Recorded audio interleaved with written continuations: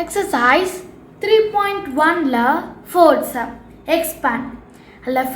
First subdivision 5x 2y minus 3.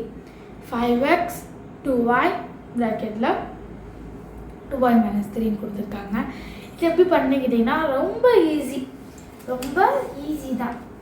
அதாவது இதுக்கு நீங்கள் எந்த மெத்தட் யூஸ் பண்ண போகிறீங்க அப்படின்னா, இதுக்கு ஒரு மெத்தட் இருக்குதுன்னு இந்த எக்ஸ்பேண்டுக்கு வந்து திரும்ப ஹரிசாண்டல் டிஸ்பியூட்டிவாக இருக்கும், இல்லைன்னா ஃபாயிலாக இருக்கும். என்னத்தில் ஏதோ ஒன்று யூஸ் பண்ண போகிறீங்க, இல்லை அதோட ஈஸியாக வேணாலும் நான் இங்கே உங்களுக்கு சொல்லித்தரேன். இப்போ 5x 2y minus 3 இது அப்படியே போட்டுக்கோங்க. இந்த 5xன்னு இருக்குல்ல, இந்த நம்பரை வச்சு இந்த ரெண்டு நம்பரையும் நீங்கள் மல்டிப்ளை பண்ண போகிறீங்க. இந்த நம்பரை வச்சு இந்த ரெண்டு நம்பரையும் மல்டிப்ளை பண்ண போகிறீங்க. இப்போ ஃபர்ஸ்ட் இப்படி எழுதணும் அப்படின்னா, இப்போ ஃபார் எக்ஸாம்பிள் இப்போ நீங்கள் 2x இருக்குது, இங்கே 2z இருக்குது, -5 இருக்குதுன்னு வச்சுக்கோங்களேன். நீங்கள் இப்படி போட்டுடணும். இப்போ 2x multiply by 2z minus 2x multiply by 5 இந்த மாதிரி பண்ண போகிறீங்க. அதே மெத்தட் தான் பண்ணி கடைசியில் ஆன்சர் கண்டுபிடிக்க போகிறேன். இப்போ 5x இங்கே 2y, 5x இங்கே -3. இப்போ 5x multiply by 2y minus 5x minus 3. நான் தான் சொன்னேன்ல, இப்போ அந்த நம்பரை வச்சு அந்த ரெண்டு நம்பரையும் மல்டிப்ளை பண்ண போகிறீங்க.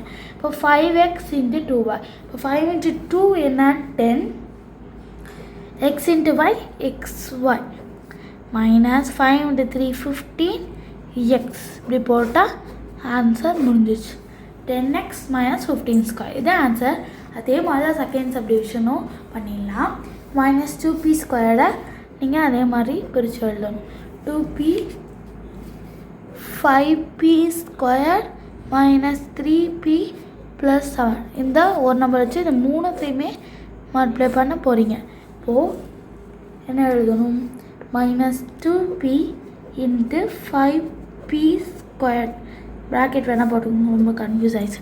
இப்போ minus into minus plus 2 into -2p into 3p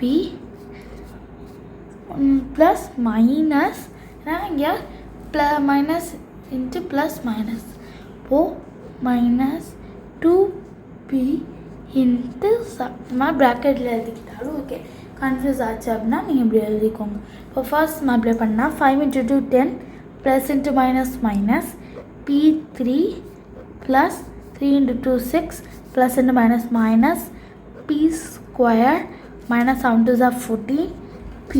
இந்த மாதிரி அந்த ஒரு நம்பரை வச்சு மூணு நம்பர் எதுவுமே மல்டிப்ளை பண்ணி எழுதுனீங்கன்னா அது எக்ஸ்பேண்ட். அவ்வளோதான், ரொம்ப ஈஸியான சம் தான். உங்களுக்கு நல்லா புரிஞ்சிருக்குன்னு நினைக்கிறேன். நம்ம அடுத்த வீடியோவில் பார்க்கலாம்.